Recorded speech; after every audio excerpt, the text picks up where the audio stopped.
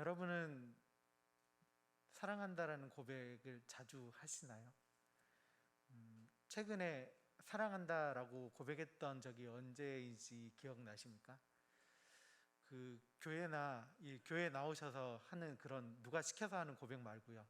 자발적으로 내 옆에 있는 사람들에게 그리고 주위에 있는 가족들에게 사랑한다라는 고백을 한 적이 언제인지 기억나십니까? 특히나 결혼을 하신 지 조금 시간이 되신 분들 중에 같이 사시는 분에게 사랑한다라고 언제 고백을 마지막으로 해보셨나요? 자주 하시는 분들이 있다면 참 잘하셨습니다. 그런데 그런 얘기 하기가 이 전라도 말로 하면 조금 여롭죠. 좀 여롭고 좀 이게 간질간질하고 얘기하기가 좀 거시기 합니다. 좀 그래서 저도 제 결혼하기 전에는 그런 고백들을 해본 적이 별로 없어요. 이제 교회에서 이제 나와서 목사님이 옆에서 설교 끝나시고 나서 자 옆에 사람 함께 얼굴 보시면서 자 사랑합니다 고백합시다 이렇게 빼고 또 이제 모임에서 같이 옆에 사람 손잡고 사랑합니다라고 고백해봅시다 라고 했던 그때 빼고는 집에서 부모님한테 제가 스스로 나서서 사랑한다라는 말을 해본 적이 없었던 것 같아요. 뭔가 그런 얘기하기가 좀 부끄러웠어요. 아들을 키우는 부모님들은 대부분 그러실 거예요. 아들의 입술에서 엄마 사랑해, 아빠 사랑해 라는 고백을 자발적으로 이렇게 했던 적들이 그렇게 많지 않을 겁니다.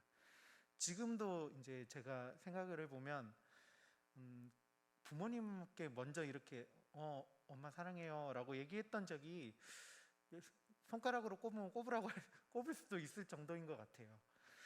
그만큼 우리는 이런 말들을 좀 하는 게 익숙하지 않습니다. 그런데 우리는 이렇게 말하는 것에서는 익숙하지 않지만 사랑은 받고 있는 사람들이에요. 늘 누군가로부터 사랑을 받고 그 사랑으로 인해서 살아가고 있는 존재들입니다. 몰랐었어요. 어렸을 때는 그런 부모님의 사랑 그리고 내 주위에 있는 나랑 가까이 있는 그런 사람들로부터 받는 사랑이 너무나 당연하고 원래 있었던 것처럼 여겨졌지 그게 내가 사랑을 받고 있다라고 생각해 본 적이 별로 없었던 것 같습니다. 안 좋은 점들만을 보려고 했고 힘들고 어려운 부분들 속에서 늘 그 사랑이 사랑인 줄 모르고 살았던 것 같아요. 지금도 아직은 제가 철이 들지 않았지만 이제 이 나이 먹도록 아직도 철들진 않았지만 그 철이 없던 고등학교 시절 그리고 20대 초반 시절에는 그 사랑이 내가 얼마나 사랑받고 있었는지를 몰랐었던 것 같습니다. 그래서 어머니가 주시는 사랑, 어머니가 나를 위해서 얼마나 희생하셨고 아버지가 얼마나 나를 위해서 희생하셨고 나에게 얼마나 사랑을 주고 계신지 내가 사랑받을 만한 자격을 갖춘 그런 모습을 부모님께 해드려서가 아니라 내가 우리 부모님의 아들이라는 그 이름, 다른 것도 아닌 그냥 아들이라는 그 이름 하나 때문에 부모님이 나를 얼마나 사랑하시고 희생하시고 있었는지를 잘 몰랐었던 것 같아요. 언젠가 그 것들을 조금씩 이제 깨달았던 계기가 아버지의 눈물을 보고 나서야 한번 깨달았던 것 같습니다. 어느 날 이제 아무 일도 없었던 때였는데 제가 한 20살 중반쯤 되었을 때였던 것 같아요. 아버지께서 저를 보시고 저랑 이야기를 하시다가 미안하다라고 말씀하시는 거예요. 미안하다. 내가 너에게 참 많은 것들을 못 해줘서 미안하고 이렇게 힘들게 사는 삶에 대해서 내가 너에게 보상해주지 못한 부분에 대해서 굉장히 미안해 하시는 거예요.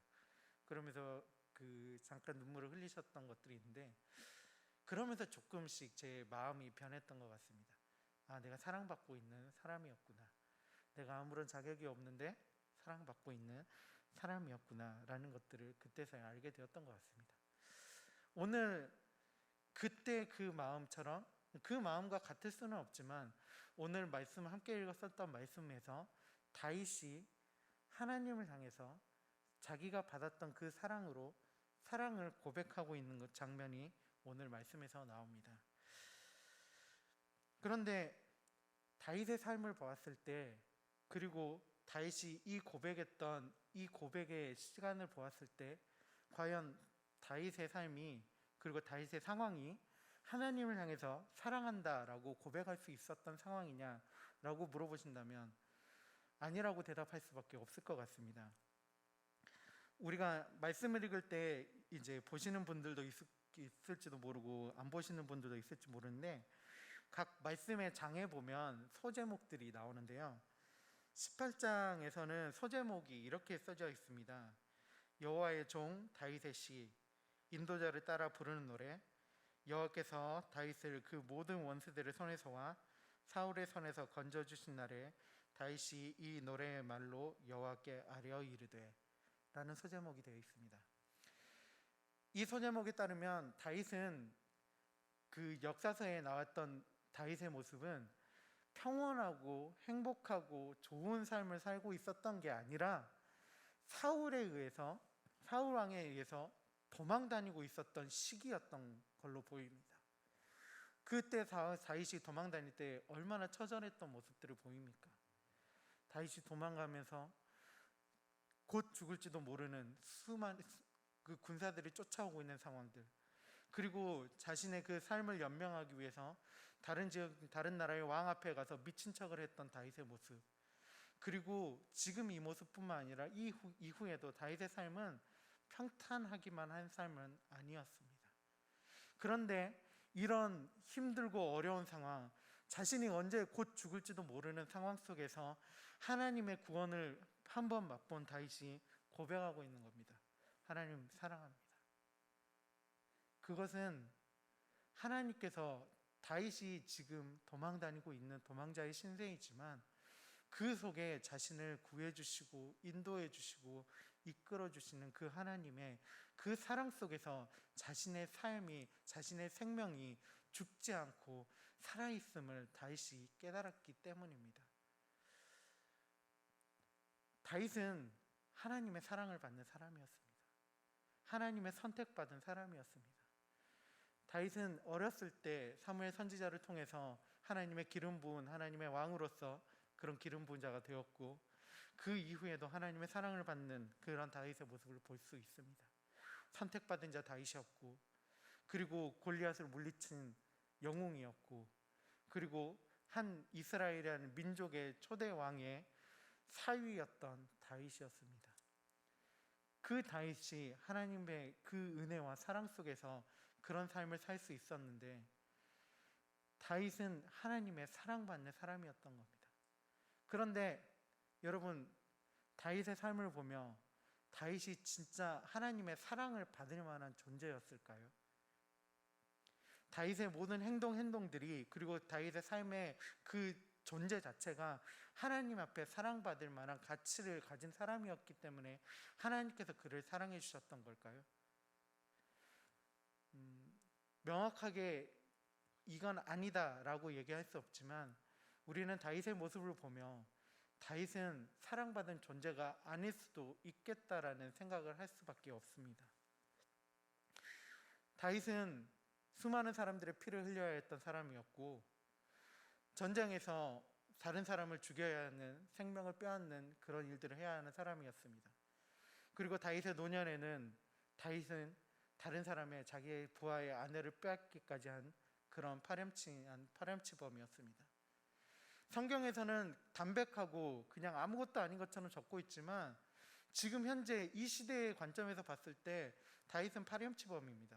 남의 아내를 빼앗은 사람, 그리고 그 남의 아내를 빼앗은 것을 감추기 위해서 살인을 저지른 사람, 다른 사람을 시켜서 청부살인을 저지른 그런 사람입니다. 지금의 법의 관점으로 봤을 때는 다윗은 사형을 당하거나 아니면 종신형을 받을 수밖에 없는 그런 사람입니다.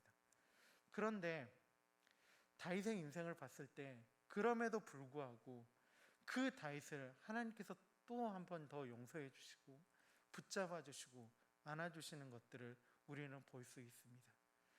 그것은 우리가 다른 어떤 것으로 설명할 수 있는 것이 아닙니다. 다윗이 잘나서가 아니라 다윗이 뭔가 가지고 있어서가 아니라 하나님께서 다윗을 사랑하셨기 때문에, 그리고 다윗을 향한 하나님의 마음이 있었기 때문에 가능한 것이라고 우리는 볼 수밖에 없습니다. 그런데 이 하나님의 그 사랑은 다윗에게만 향한 것이 아닙니다.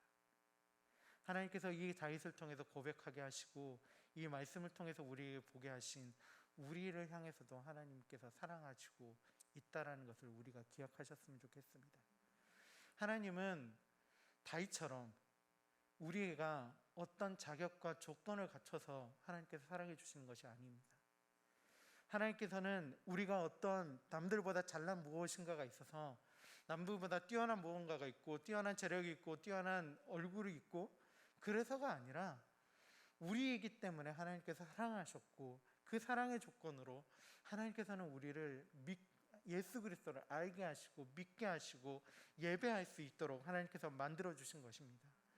우리는 그 사실을 바라보면서 나아가야 합니다. 우리는 더 깊이 깊게 생각해야 합니다. 우리의 아무런 자격 없는 우리를 사랑해 주신 그 하나님, 그렇다면 우리는 그 하나님 앞에 무엇을 해야 될까요? 우리가 하나님 앞에 무엇을 해야 합니까? 그 첫걸음이 이 18장 1절에서 18편 1절에서 나온 다윗의 고백이 우리의 고백이 되어야 합니다. 하나님을 향하여 우리의 사랑을 드려야 됩니다. 하나님께서 우리의 무언가를 원하실까요? 당연히 우리는 교회에 나오며 우리의 시간들을 하나님 앞에 드립니다. 그리고 우리는 나오며 하나님 앞에 우리의 헌금을 드리고 우리의 물질을 드립니다. 당연히 말씀 속에서 우리 가운데 11조에 대한 부분들, 그리고 성전에, 그리고 하나님 전 앞에, 하나님 앞에 우리의 물질을 드려서 그 물질들이 하나님 앞에 귀하게 사용되는 것들을 하나님께서 우리에게 명령하셨고 말씀하셨습니다. 그래서 우리는 그 명령과 말씀대로 우리의 물질들을 하나님 앞에 드립니다. 하지만 그 물질들을 보시고 하나님께서 우리를 기뻐하시는 것일까요? 아닙니다. 우리가 당연하게 하나님 앞에 드리는 것이지만 그 당연한 그것이 우리에게 반작용으로 다가와서 하나님의 사랑으로 다가오는 것이 아닙니다. 하나님의 사랑은 이 우리가 드리는 헌금의 액수와 상관없이, 그리고 어떤 우리가 무엇인가를 하는 것과는 상관없이 하나님의 사랑은 우리를 향해 있는 겁니다. 하나님께서 다윗을 사랑하셨듯이 다윗이 무엇인가를 하기 전부터, 하는 이스라엘의 왕이 되기 전부터, 그리고 골리앗을 물리치기 전부터 하나님께서 사랑하셨고 그를 향해서 기름을 부으셨던 것처럼 하나님께서는 우리의 무엇인가 자격과 조건 때문에 우리를 사랑하시는 것이 아니라는 것을 우리는 늘 기억하셨으면 좋겠습니다. 그리고 그 사랑 안에서 우리가 살아가며 우리가 그렇게 고백했으면 좋겠습니다. 하나님은 내 아무 조건 없는 나를 사랑해 주셔서 감사합니다. 그리고 그 하나님 앞에 내 사랑을 드립니다.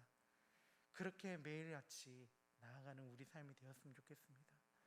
그 사랑의 고백을 드릴 때, 그 사랑의 고백 속에서 우리는 하나님의 사랑을 더 깊이 있게 발견할 수 있을 겁니다. 그렇잖아요. 우리가 남녀 사이에 사랑을 고백할 때, 사랑을 이야기할 때, 사랑한다라고 이야기하지 않으면 이 두 사람의 관계는 발전되지 않습니다. 결혼을 하기 위해서는 서로를 향해서 사랑한다라고 이야기를 해야 합니다. 그 관계가 발전되기 위해서는 그 고백, 서로의 향한 고백 속에서 발전된 관계 속에 이렇게 나아가게 되는 겁니다. 물론 옛날에 저희 부모님 세대가 결혼하실 때는 그렇지 않은 경우도 있다라고 합니다. 저희 엄마가 항상 저희한테 그렇게 얘기했거든요. 너희 외할아버지 아니었으면 나 이 결혼 안 했다. 외할아버지가 이제 돌아가셨는데 이제 엄마랑 아버지를 이제 중매를 받으셨다고 합니다.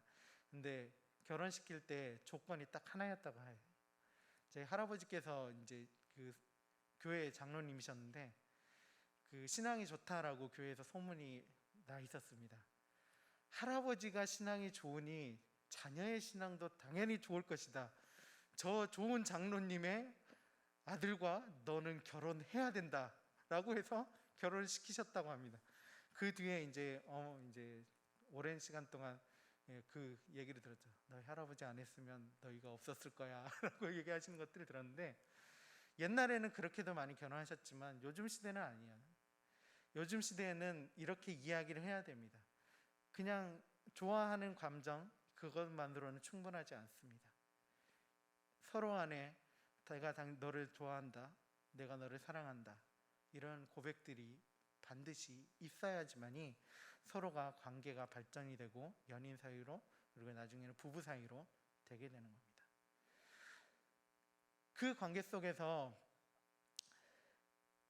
가끔은 서로 질문들을 하곤 합니다. 특히나 남자들은 그런 경우가 없는데 여자분들이, 그리고 여성들이 그런 남자들한테 질문을 합니다. 너는 내가 뭐가 좋아서, 내가 어떤 부분이 좋아? 라고 가끔 질문을 하죠. 그럴 때 대답이 어떻게 나와야 될까요? 너는 날 뭘 보고 좋아해? 라고 물어봤을 때 어떻게 대답해야 될까요? 네? 분명히 여자분들은 그 질문을 정확하게 알고 있을 겁니다. 그런데 남자분들은 대부분 그 질문에 대답을 잘 못해요. 그래서 이 단순한 남자들은 난 네가 예뻐서 좋아, 나는 네가 이래서 좋아, 내가 너는 뭐 이런 그런 단편적인 모습들을 보고 좋아한다라고 대답하곤 합니다. 그렇게 했을 때 잘못하면 조심해야 합니다. 특히나 우리 아직 결혼 못한 우리 청년들 조심해야 돼요. 그런 얘기 했다가 한 일주일 동안 대답을 못 들을 수도 있어요. 서로한테. 조건을 보고 좋아하는 것이 아니라 내가 너라는 사람이기 때문에, 내가 너이기 때문에 좋아하는 그런 것들을 표현해야 합니다. 보통은 그런 감정들을 가지고 있는데 그 대답 속에서 조건을 항상 얘기하곤 합니다. 사람인 거예요. 사람인 겁니다. 이 사람이기 때문에 좋아하는 거고 아무런 이유가 있는 게 아니에요. 당신의 그 존재 자체가 내게 사랑스러운 거고, 당신의 존재 때문에 내가 사랑한다라고 고백한다라는 것들을 대답할 수 있는 것들을 늘 준비하고 있어야 돼요. 우리 아직 결혼을 못하신, 여기 눈에 보이는 몇 명 있는데, 우리 청년들 결혼을 위해서도 함께 기도해 주십시오. 점점 정년기가 이제 차가는 청년들이 몇 명 있어요. 몇 분이래요. 몇 분 있는데 이 좋은 짝을 만나서 이렇게 결혼하고 청년부에 남는 게 아니라 이제 남성교회로 올라갈 수 있도록 함께 기도해 주셨으면 좋겠습니다. 하나님의 사랑이 그렇다라는 거예요. 하나님의 사랑이 아까 처음에 말씀드렸듯이 조건이 있는 사랑이 아니라 내가 너의 뭐 때문에 너를 사랑한다가 아니라는 거예요. 너가 찬양을 잘하기 때문에 너를 사랑한다라고 말씀해 주시는 게 아니라는 거예요. 네가 말씀을 많이 읽고 말씀에 대해서 열심히 있어서 너를 사랑한다가 아니라는 거예요. 네가 어디 부서에서 봉사를 하고 그 유치부, 아동부, 중고등부에서 네가 20년, 30년을 봉사하고 그 아이들을 위해서 뭔가를 했구나, 그래서 너를 사랑한다라고 말씀하시는 것이 아니라, 이 말씀에서 하나님께서 우리에게 보여주시는 것은 너의 그 존재 자체, 내가 너를 창조하였고 내가 너를 사랑한다. 그런데 네가 그 사랑을, 내가 너에게 보여주는 사랑을 반대로 너도 나에게 향해서 너의 눈길을 나에게 보여다오 라고 그렇게 말씀하고 있다는 것을 우리가 기억하셔야 합니다.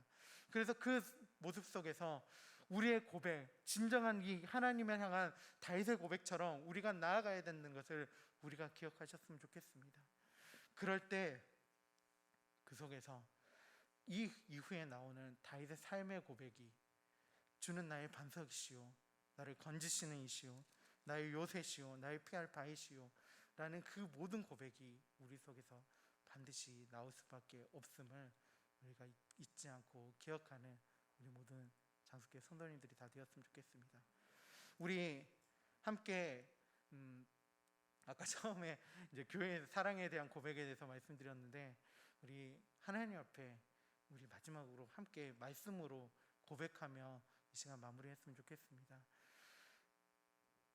이 시간 이렇게 말씀으로 이제 1절을 함께 읽으면서 말씀으로 고백할 텐데, 오늘 이 시간 이 자리에서만 하나님을 향한 사랑의 고백을 드리는 우리가 아니라 우리의 매 순간순간 살아 숨쉬는 순간 속에서, 그리고 누군가와 만나서 이야기하는 순간 속에, 그리고 내게 닥치는 어려운 상황 속에서 나를 사랑해 주시는 그 사랑, 하나님의 그 사랑 앞에 하나님, 내가 하나님을 사랑합니다 라고 더 고백하며 살아갈 수 있는 우리 모든 성도님들이 다 되셨으면 좋겠습니다. 우리 마지막으로 시편 18편 1절 말씀 함께 고백하며 마무리하도록 하겠습니다. 시작. 나의 힘이신 여호와여, 내가 주를 사랑하나이다. 아멘. 함께 기도하고 마치도록 하겠습니다.